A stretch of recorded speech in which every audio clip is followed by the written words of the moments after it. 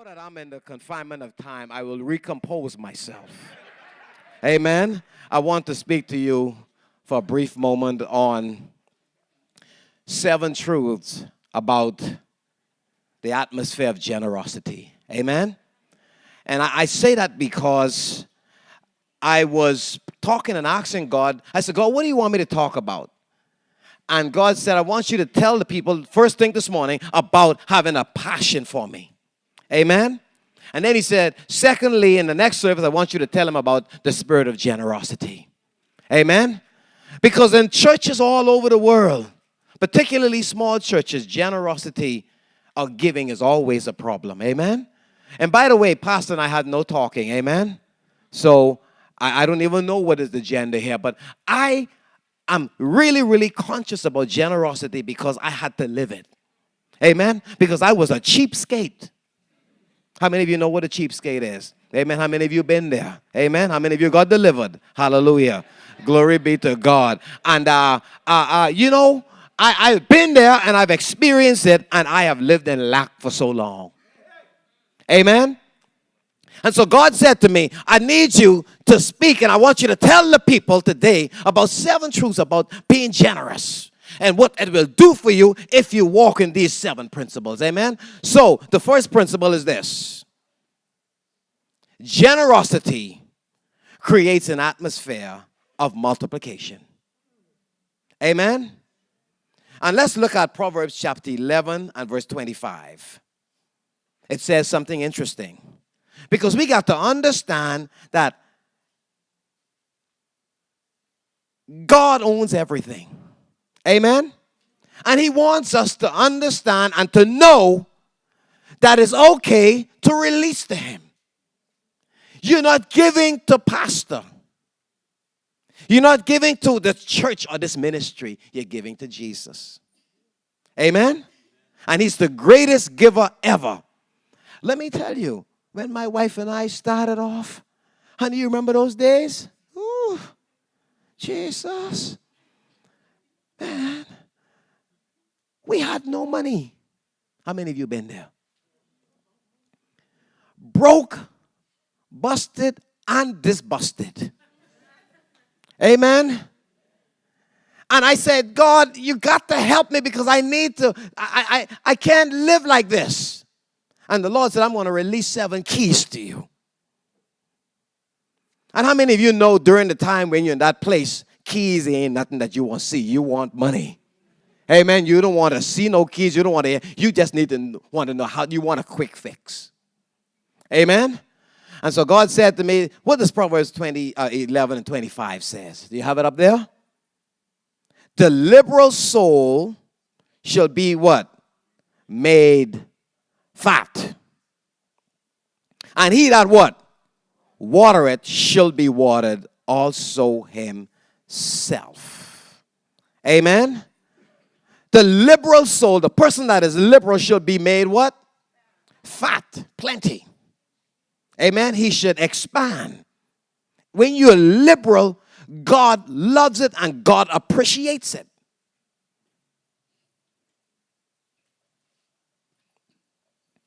And it says, and he that watereth shall also himself be watereth. Amen. Look at the King James Version. What does it say? Do you have the King James Version up there? Or that's the NIV. Okay, go to NIV for me. Just switch over to NIV quickly. Let's see what that says. I want the people to see it on the screen. Amen. You got it? What does it say? A generous man, what? Will what? Prosper. And he who does what? Refreshes others will himself be refreshed. A generous man will do what? So a man that's not generous will what?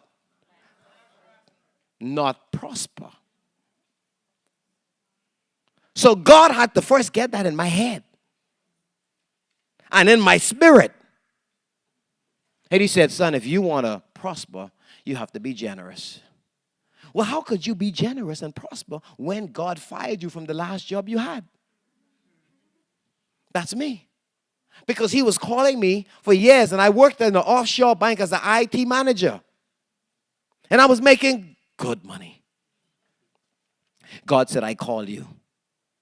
I said, you mistaken. I said, because I don't like those people you called me to work with.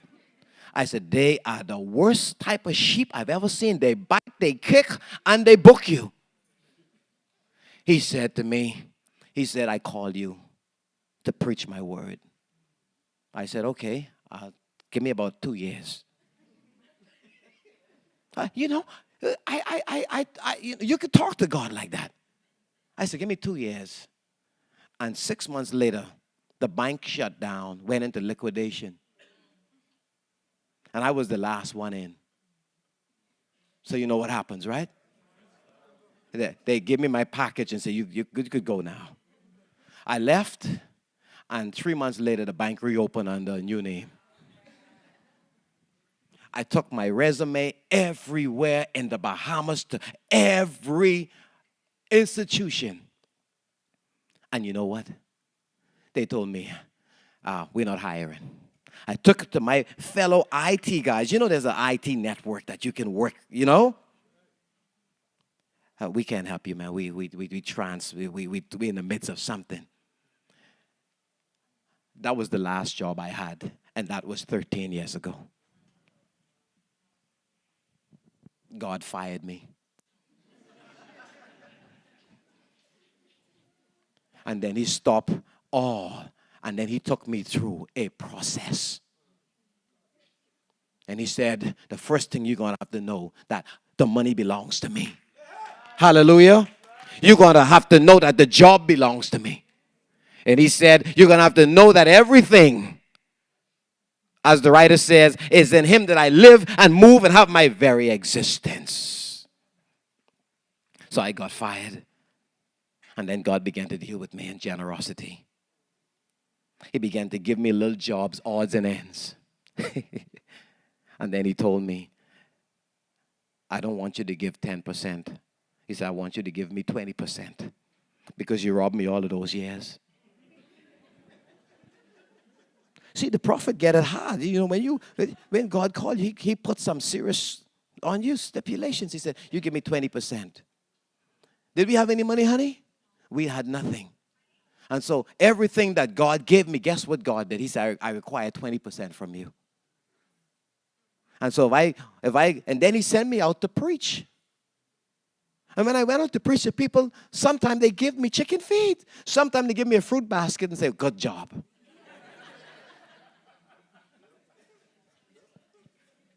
I have kids and they have bills to pay. And so I would go and I would cry out to God. And then he would send someone on the phone and say, hey, prophet man, God was just talking to me. And he said to just give you $500.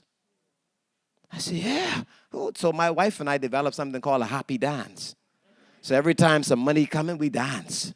Amen. How many of you know when you ain't got no money and you broke and you ain't, and you get one little $500, a little $100 come in, you know how you dance. What? Jesus. Man.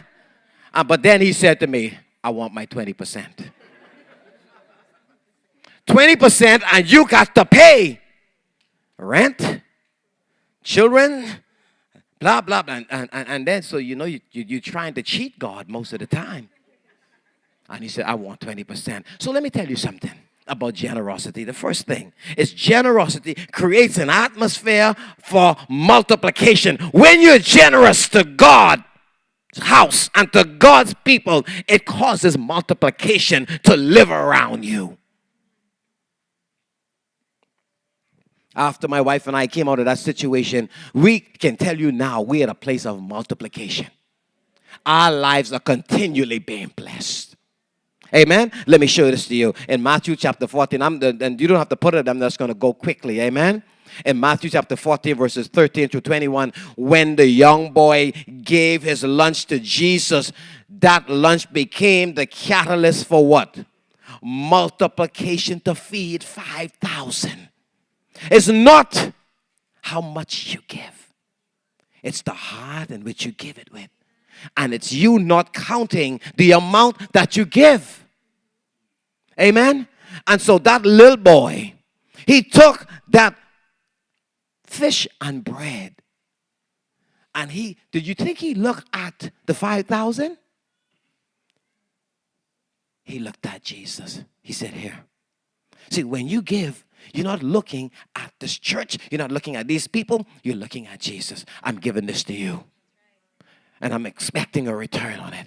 The boy gave it to Jesus, emptied himself out, and then he watched Jesus lift it up and cause a multiplication to take place. So when you put your hand in your pocket or in your checkbook and you give, you're not giving to Jesus' house of dollars. You're giving to Jesus himself.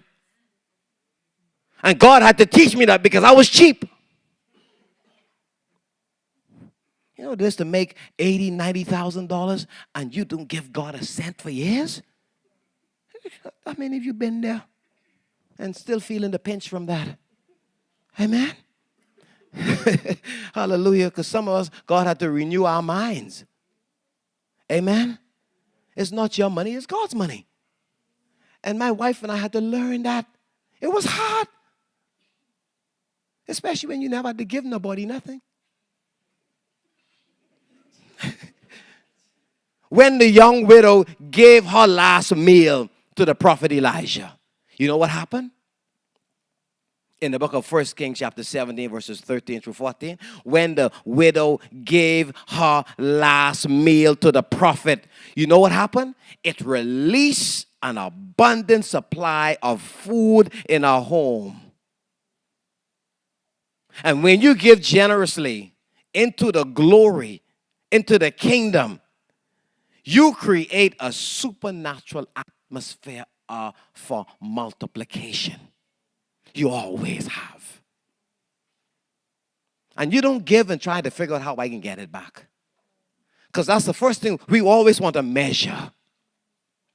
Don't measure, be generous. Hallelujah. Now, the second thing, man, I think that clock cheating me. Hallelujah. The second thing is generosity releases an atmosphere of love. Amen? The only way to what? Receive love is by doing what? Giving it away. You know the song? Love is something if you give it away. So when you, the atmosphere, the generosity atmosphere releases love. Giving should not be done under compulsion, Pastor, or because someone else's persuasion or manipulation. When we preach, when we go into a church, we don't want no offering. Because, you know, the truth of the matter is you can't pay me. God pays me. So if I walk on here and you don't give me a cent, that's fine. I didn't come here to preach for your money. I came here to preach because of the love of God and because there are souls that are saved, there are people that are hurting and dying, and I came here to preach about the love of God and to push you to another place in God. Hallelujah. That's why I came here. I walked in the church one time and I told her, I said, you know, your money don't move me. I don't preach for money. I preach because the love of God is inside of me. And so when I give my money, I give because I love Jesus. Not because I'm expecting something back. Because I know he is faithful to his word. If he said, I'm going to give you something, he will do it. Hallelujah.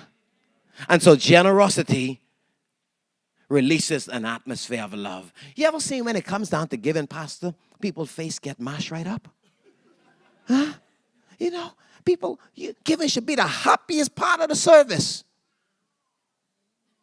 Right, honey? You remember when it's time to give, we get excited, hey. And we start to laugh and people look at you, you only know it's time to give, hey. You got to give. And people's face get tired up, you know.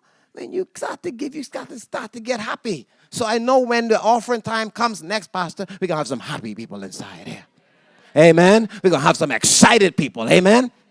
So the third thing is generosity releases what? It opens up the door for unusual blessings.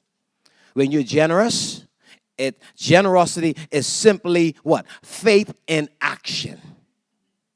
Amen. A man does what? Reap what he sows. Your generosity creates an atmosphere, Pastor, of possibilities.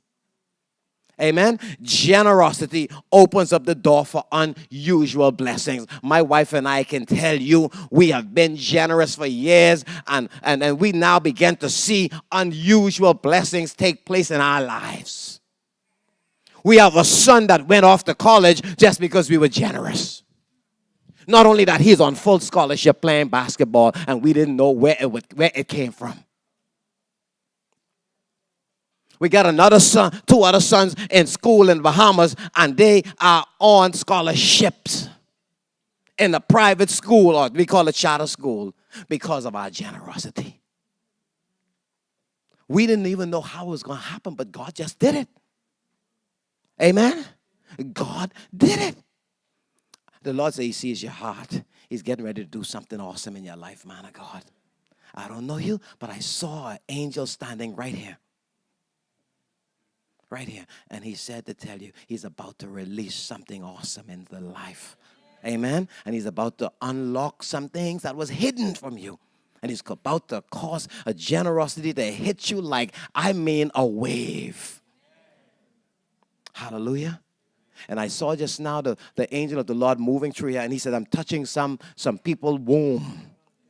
And I heard the Lord say, I'm healing fibroids even right now in the name of Jesus. I see fibroids even right now dissipating. Amen. In the name of Jesus. I see even right now, wow.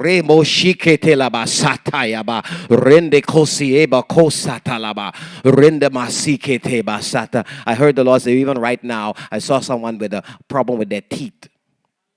Some cavity, and you're supposed to go to the dentist. When you go, God said the dentist wouldn't find nothing. Hallelujah. Because right now, something supernatural. Right now, the spirit of expectation is the breeding ground for miracle. And the Lord said, right now, the supernatural is moving inside here because your hearts are open to receive from the Lord. I'm trying to stay inside this thing quickly, all right? So, number 4. Generosity opens the door for unusual encounters. Amen. When you're generous, unusual things happen. Amen. And one of the things that happened in the book of Acts chapter 10 was Cornelius. Cornelius was a generous man who was also a part of this Italian regiment.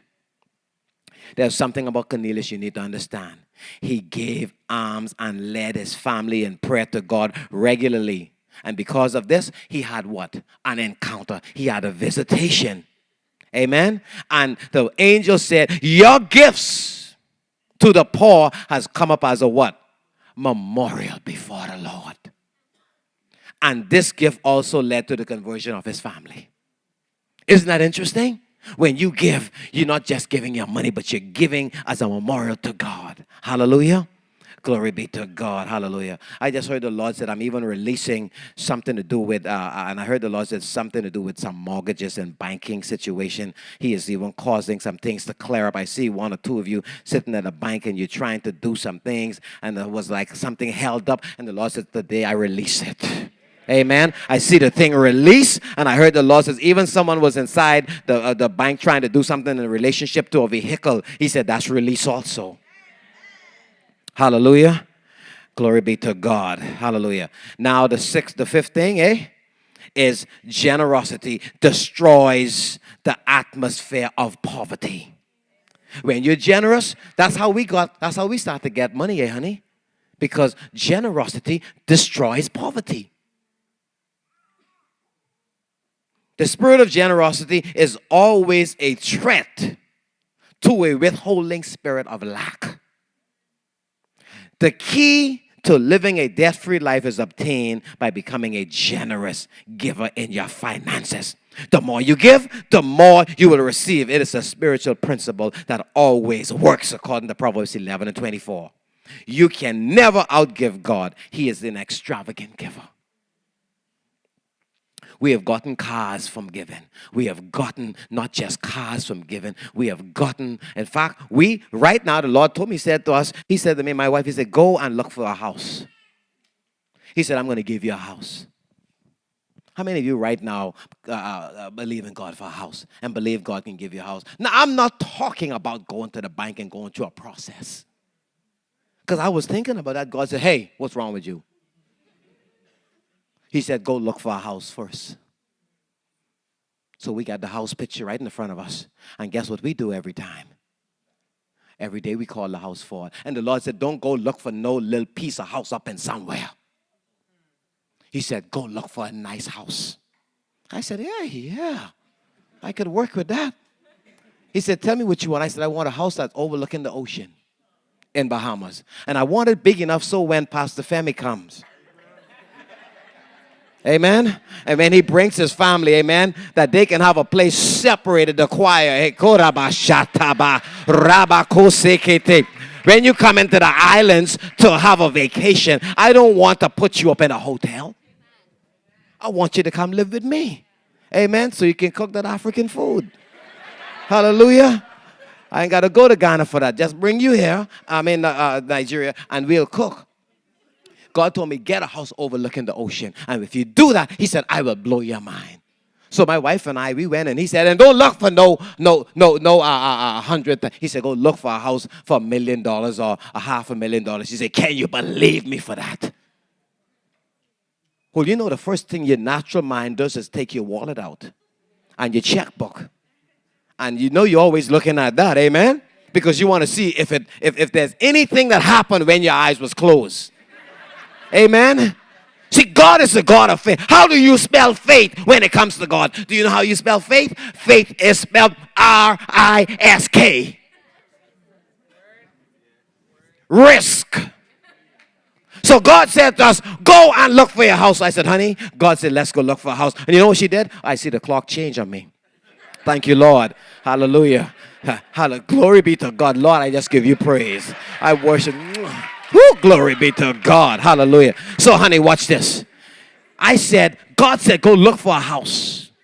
And before it came out of my mouth, my wife had already gone online and called the realtor. And the man called me and said, well, who this is? He said, I'm calling because you requested to come look for a house. And he took us and he showed us 5 houses. And God told me, take your pick. Whew. And we came to the United States and we went to a friend of ours just visiting his house. And I walked in the house and he looked at me like this. I said, you okay?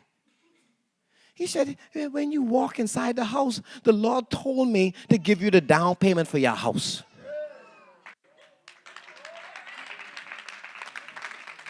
I said, what? He said, when you walk in the house just now and I saw and you walk across the threshold, the Lord said, give him the down payment for your house, for his house. See, God waiting on some of you to act. You waiting on some of you waiting on God to do something, but God waiting on you. Some of you got some stuff held up right there and you're waiting for this to come together and that dot to connect. And that. When you gave him at God, you got to just start walking, man. When you walk, then you meet God.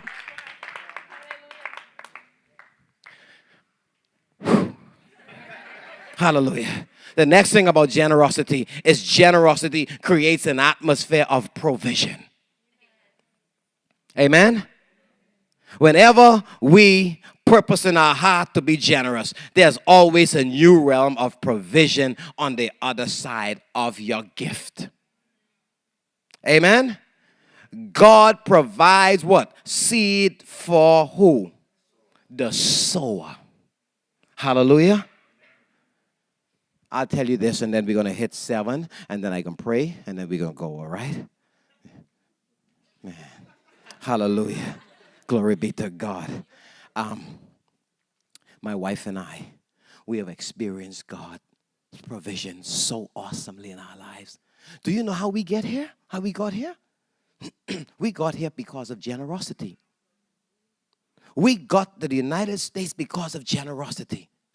We went to one of the Bahama Islands and we met someone in the Bahama Island who was from here, who heard us preaching and asked us to come and speak at their graduate, at her birthday. Walked into the birthday party and was the guest speaker. How do you become a guest speaker at a birthday party? That just don't make no sense. And I got in there and they said, you the speaker, you got to pray and prophesy to these people. I said, what? I said, but it's a birthday party. They said, you the gift. Well, I prayed and I prophesied. We finished 3 o'clock in the morning. 3 o'clock, yeah. 3 o'clock. And there was a young man sitting right over in the corner. He was watching me all night. And he looked at me like this. He had on a little piece of slippers, a tear-up jeans, and I can't even figure what the coat looked like, and some things hanging around like chain. And afterward, he walked over to me and he said to me, he said, man of God. He said, God wants me to ask you, what can I do for you? And I look at him, and I look at him from head to toe. I said, man, you don't look like you can do nothing for yourself. Amen. But I didn't say it out loud, amen. I thought about it, and the Lord said, don't you say a word. So I took him over the corner. I said, come on, sit and eat with me. So he came and he ate with me, Pastor. He didn't eat much, and he didn't say much. He just looked. I said, this is a weird dude, man. But the Lord tell me, keep him right there. He said, hey, man, let me ask you a question. He said, what are you doing tomorrow? I said, well, I'm going to be at the hotel. So I'm going to come over and pick you up tomorrow, man, and maybe, just take you out to eat. I said, well, okay, that's good because, I need something to eat anyhow, and someone who know where they... He shows up, Pastor.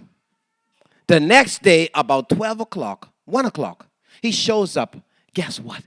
He shows up in a 2013. What was that? A 2013, what was that, honey? Escalade. And he said, you ready, Apostle? I said, yeah. And I'm trying to catch myself now. Looking.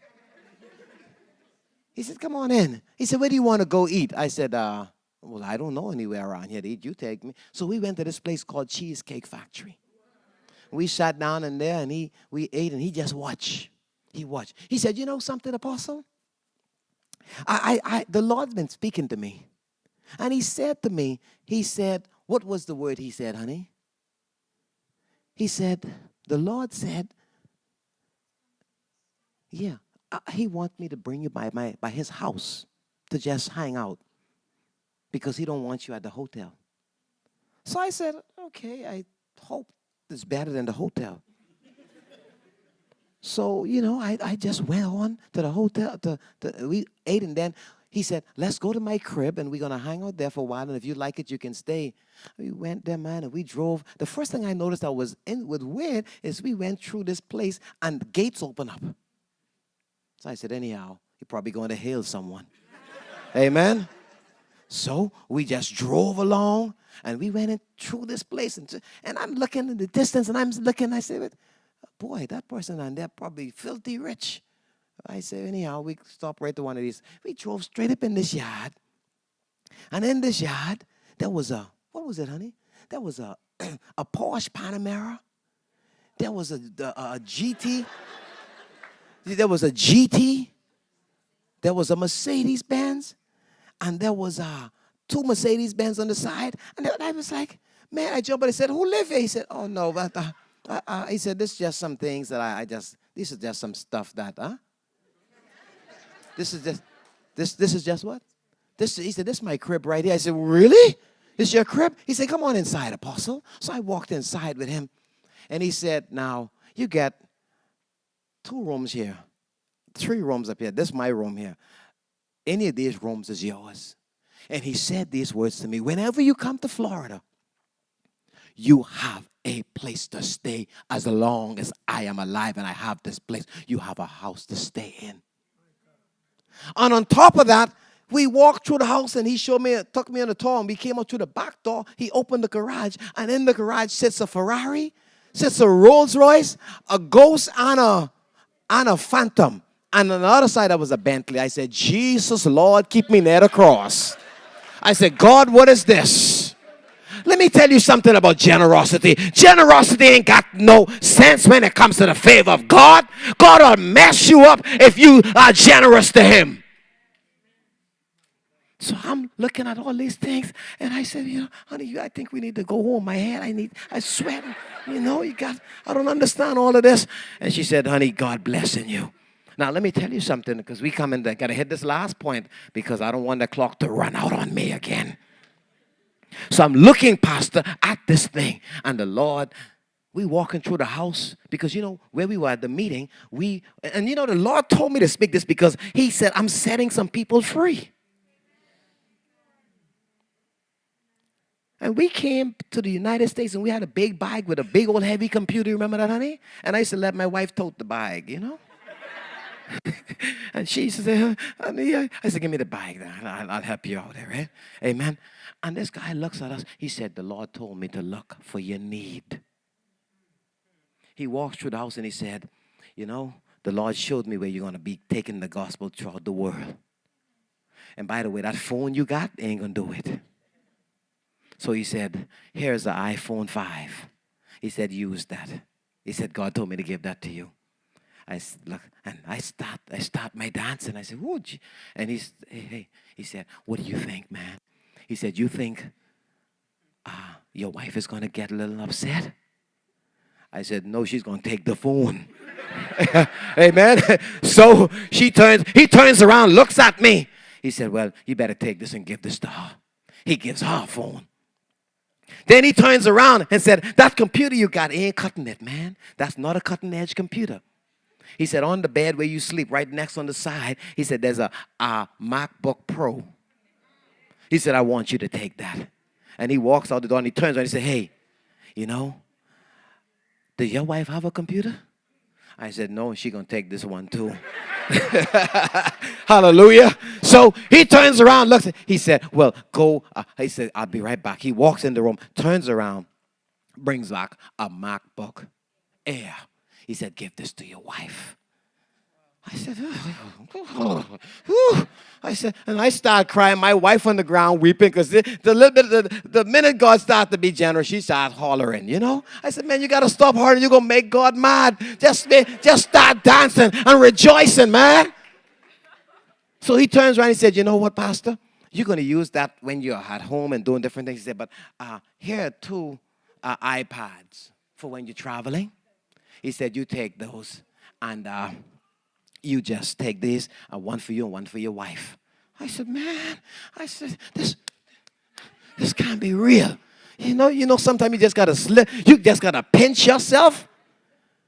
And we thought it was over. And we started to just kind of behave ourselves, calm down a bit. And then all of a sudden, he said, Apostle, he said, I don't like those clothes you wear. I said, well, that's your problem. I mean, this is better than walking around naked. So he said to me, he said, I want to be a blessing to you. I said, a blessing to me? He said, and you're going to shop where I shop.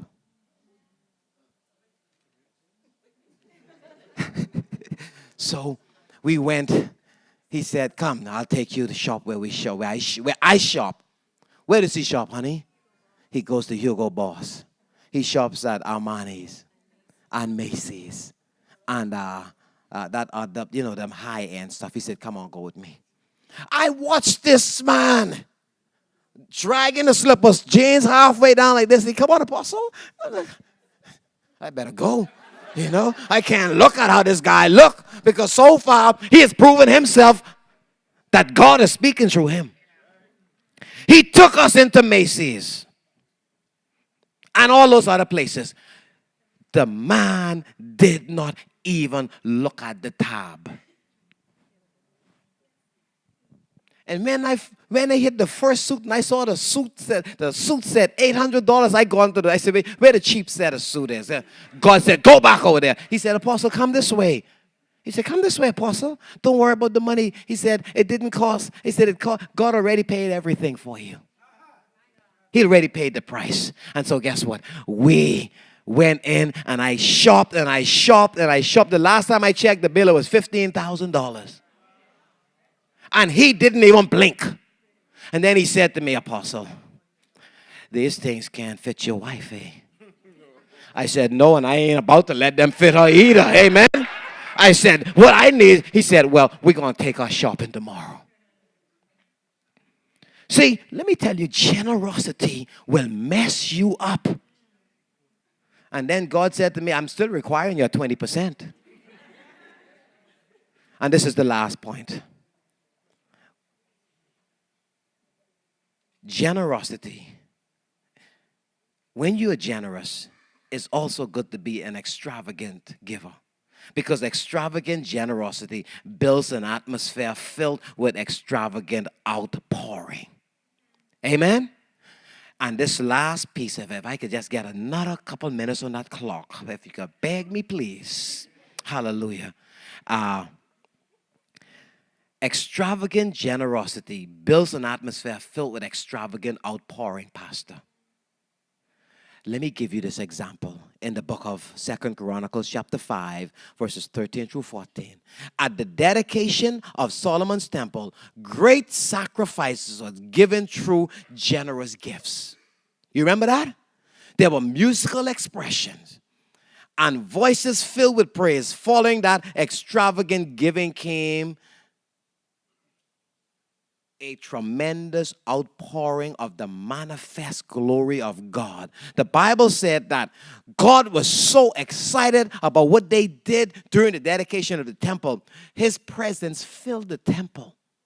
And it was so strong, the priest could not even stand up. We have had situations in our life where we were generous and people came and they were blessing us. The only thing we could do is hit the ground and cry. I'm not saying this to you to get your money. I'm saying this to you to get you money, to get you blessed in God. Amen? To show you that if you are faithful to God and you're generous to God and you don't count and don't nickel and dime God, your checkbook ain't yours, it's God's. Hallelujah. I just saw this now. The Lord said to me, he said, I'm even doing a work with some people who are interested in college. I'm opening some doors for scholarships. Amen?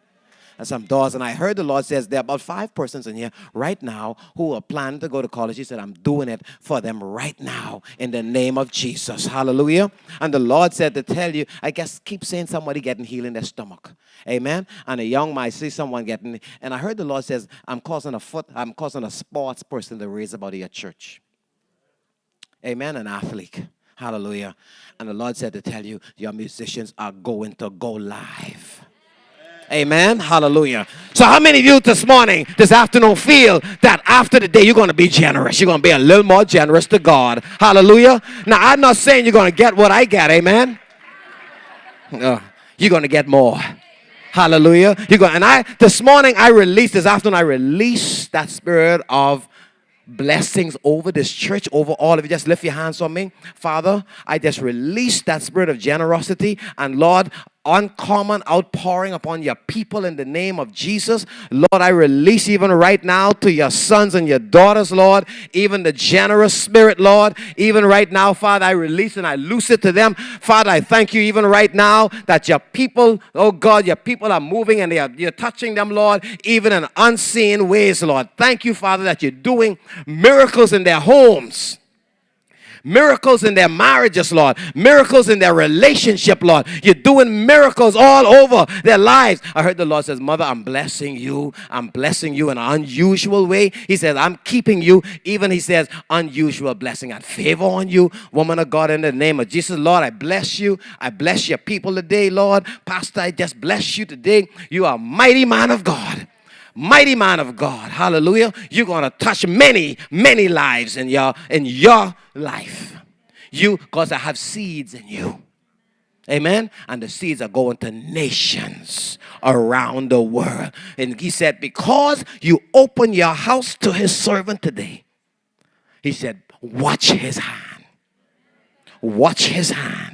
Watch his hand. He says, I'm going to cause pastors to flow out of you. I'm going to cause ministers. I'm going to cause apostles and prophets to flow out of this place, says the Lord. And I'm going to cause extension all over the world. I heard the Lord say, get ready. The world is open up to you, woman of God.